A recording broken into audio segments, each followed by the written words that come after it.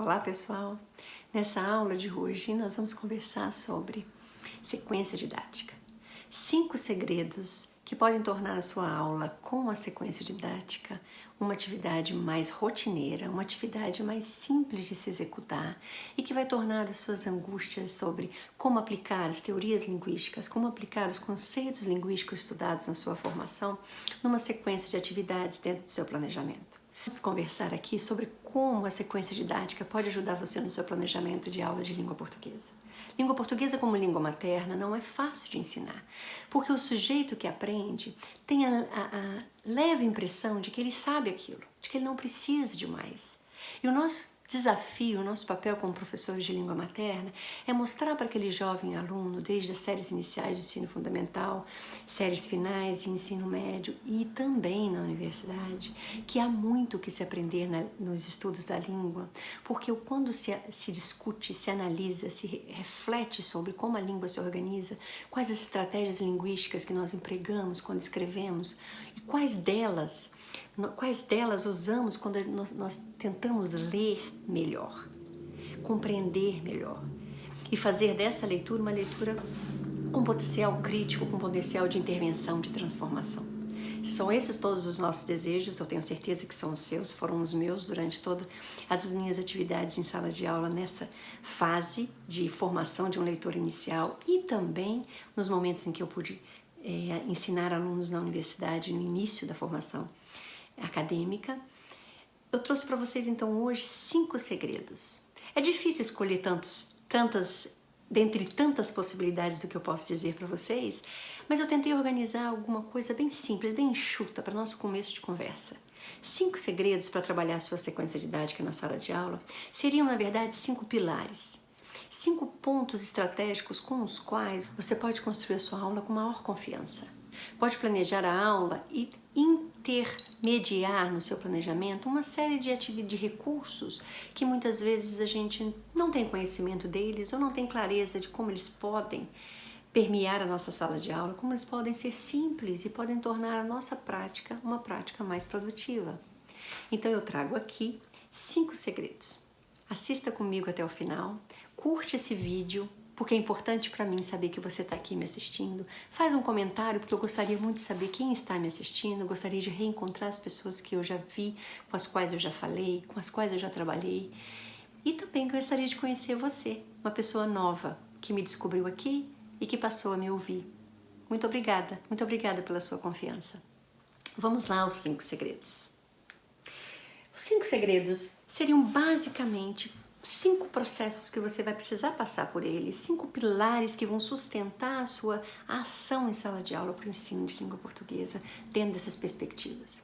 Eu sou de uma referência teórica que acredita que as perspectivas socio-interacionistas são aquelas que garantem no processo de ensino-aprendizagem um olhar mais atento, um espaço mais identitário para esse aluno, um lugar que ele possa trazer e nos apresentar e fazer-se real dentro do espaço da sala, com a sua identidade socioeconômica, com a sua identidade regional. Quantas variações nós temos na linguagem dos nossos alunos e que nós precisamos representar na sala de aula, nós precisamos permitir que sejam representadas entre os colegas. Uma sequência didática bem organizada permite que você traga para o seu planejamento discussões sobre variação linguística, discussões sobre gêneros, discussões sobre tipologias, discussões sobre estruturas da língua, discussões sobre organização do pensamento, sobre intencionalidade, sobre funcionalidade discursiva. Mas para isso, nós não estamos aqui pensando num planejamento que o seu aluno se aproprie da teoria.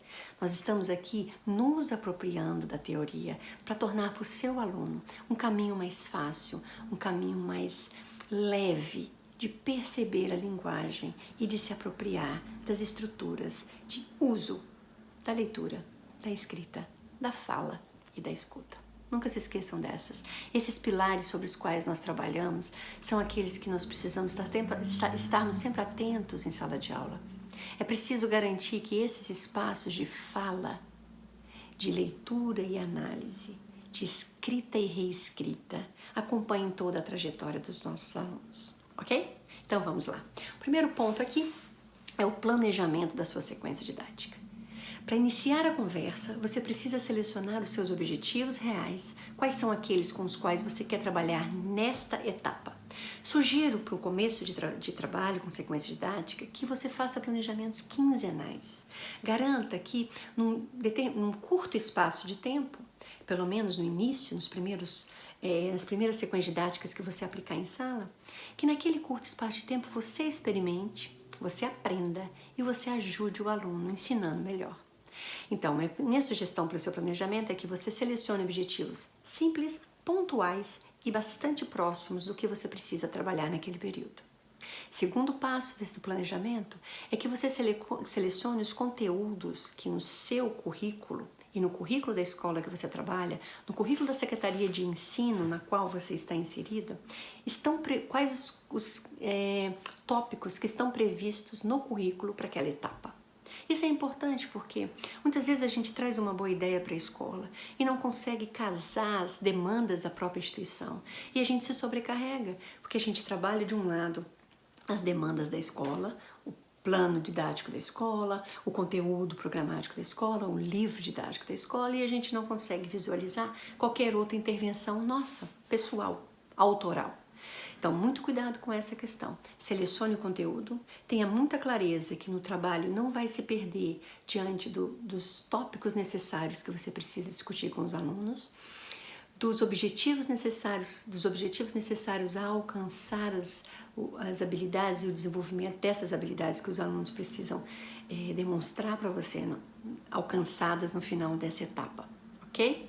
Planejamento, então, objetivos, conteúdos e, por fim, como terceiro tópico do seu planejamento, você escolhe um tema.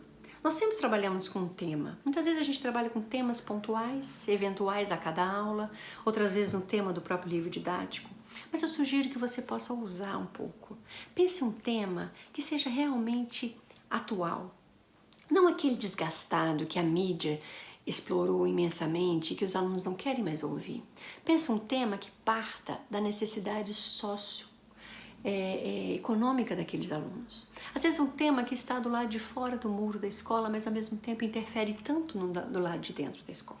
Pode ser um tema como o transporte urbano para aqueles alunos, pode ser um tema como a violência, pode ser um tema como a água, a comida, o preço alto, a elevação dos preços no supermercado e a dificuldade de consumo ou as mudanças no consumo familiar, os enfrentamentos diante da situação atual de pandemia, os contextos de familiares ou de relacionamentos, sejam esses familiares ou de amigos.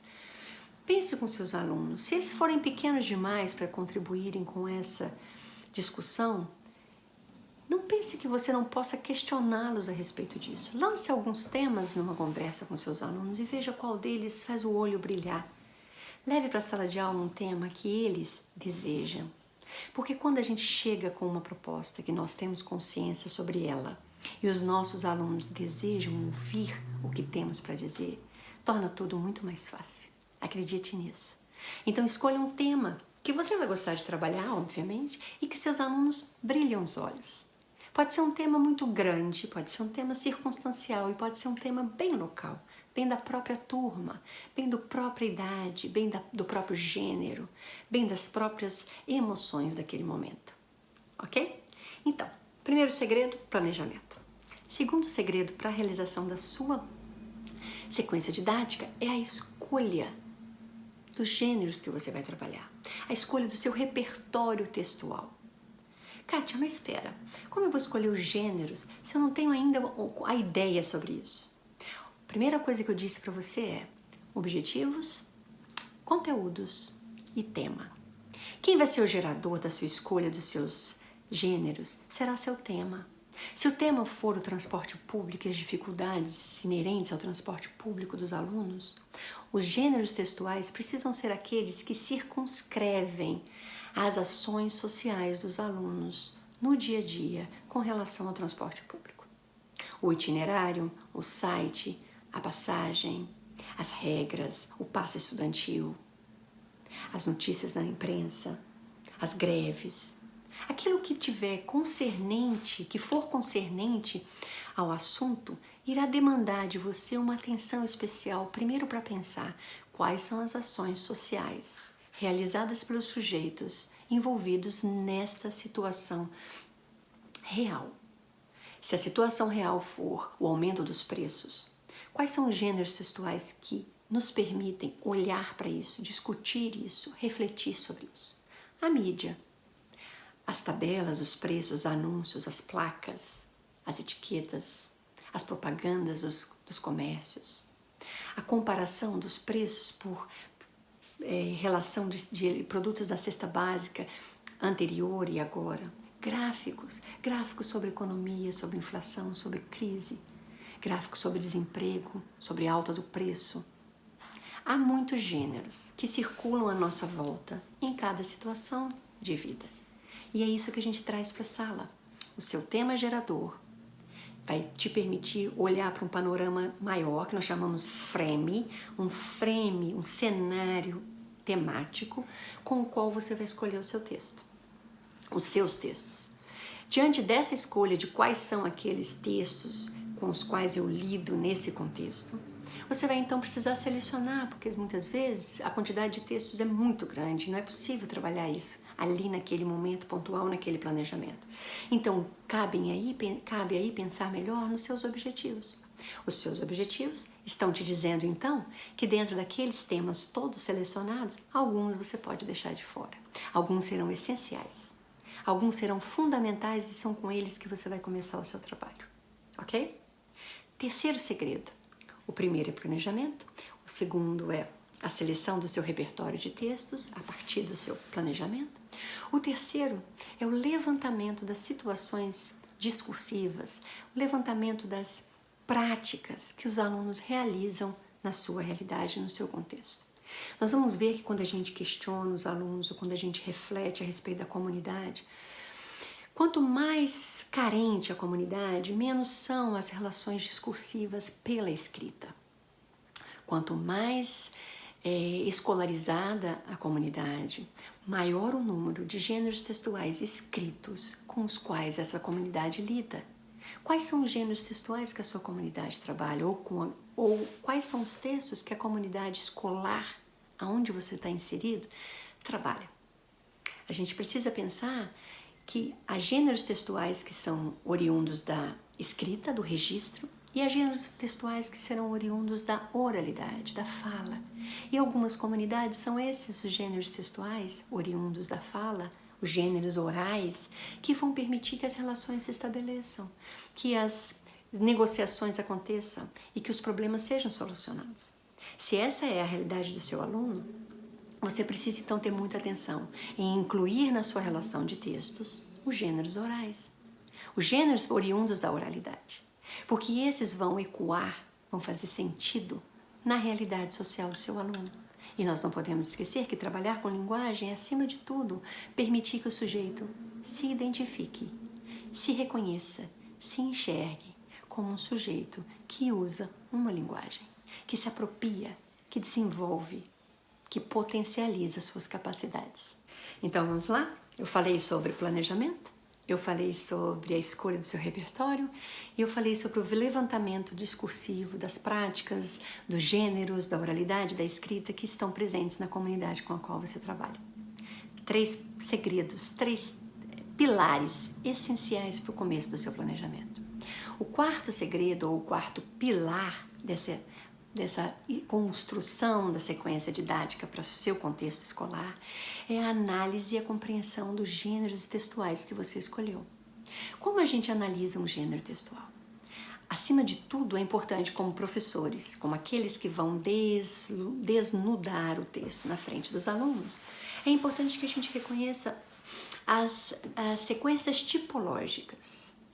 E quem ainda não está apropriado com esse termo, eu vou dar uma aula específica só para explicar isso, ok? Não se preocupe. Mas é preciso a gente ter atenção às sequências tipológicas que constituem aquele texto, aquele gênero textual.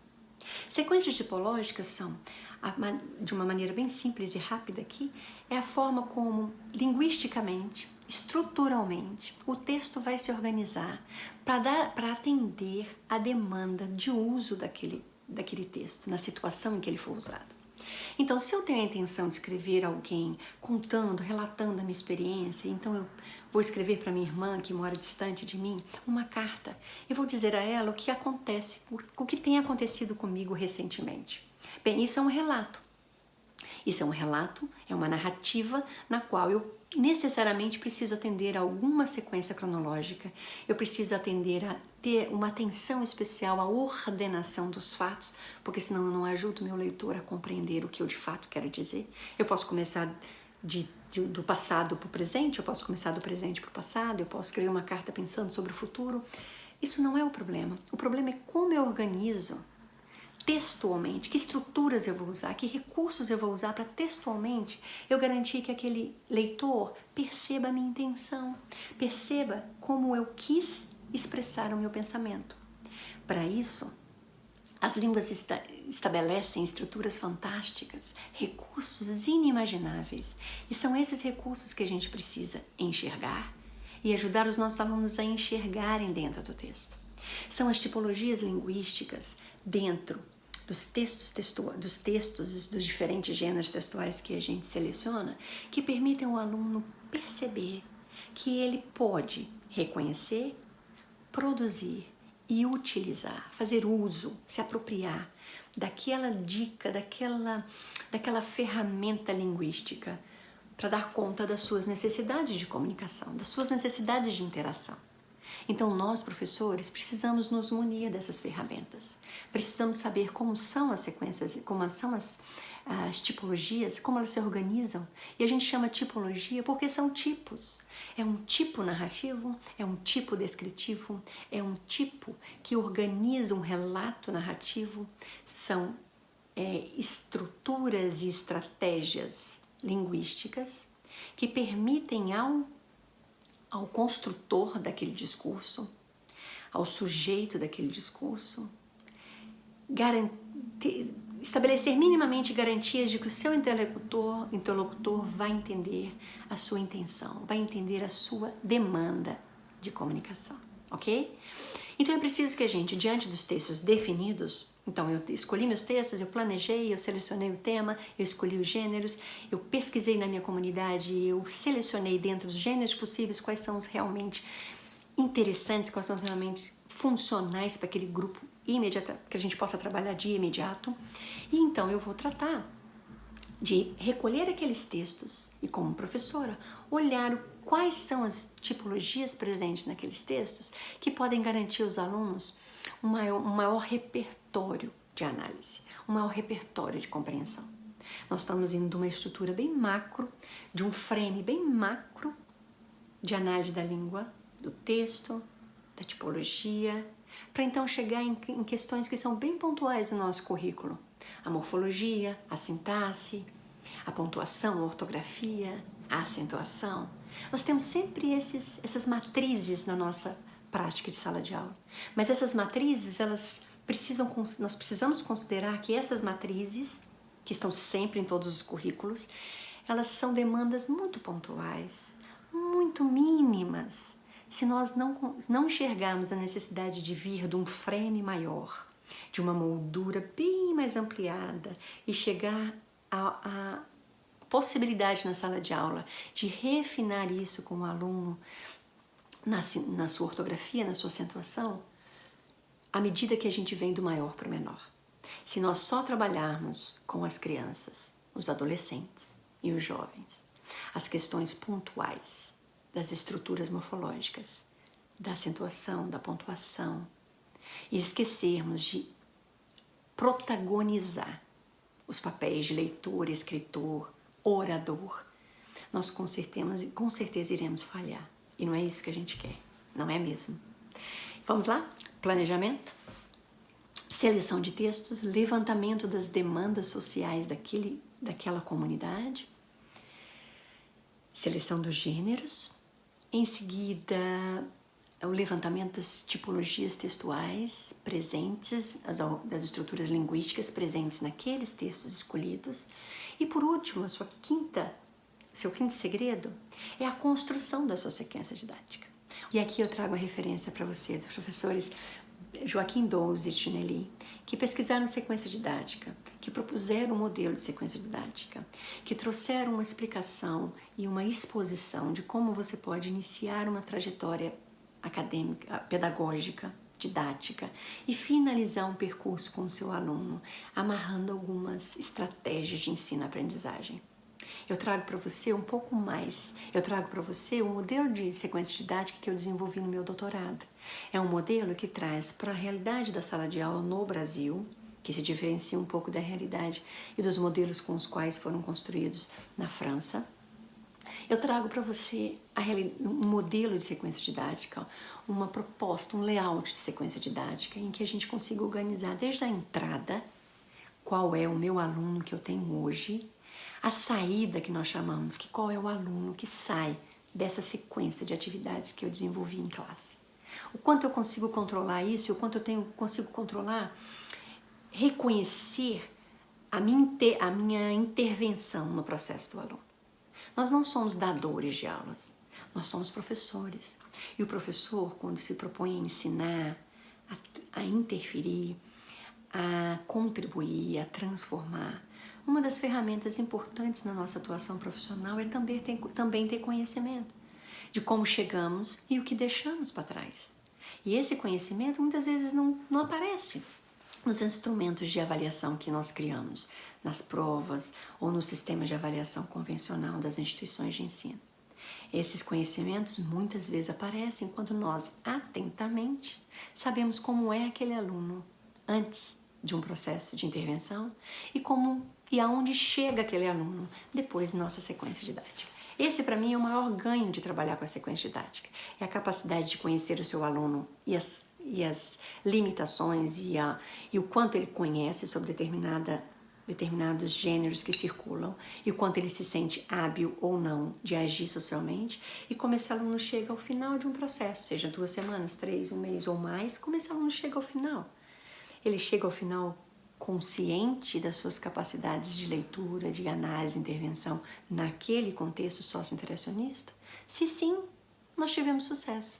Se esse aluno chega ao final da sua trajetória e consegue ler melhor, escrever melhor, nós superamos as expectativas do ensino da ortografia, da acentuação e da pontuação.